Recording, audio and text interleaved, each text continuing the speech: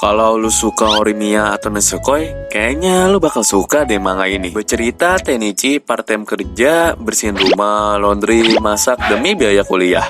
Di SMA, dia sekelas lagi sama Kanai, teman SMP dulu. Ini mirip kayak Onederet. Datang murid pindahan baru, namanya Himari Yoshino. Dan dia seorang seleb. Dia disuruh duduk persis di sebelah lo. Getar gak sih tiap hari? Sumpah ini mirip kayak Chitoge sih. Disuruh jadi penjaga Himari, Himari nolak.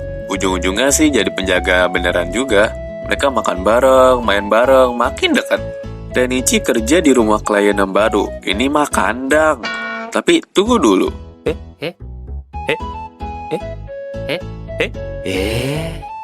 Pak Himari.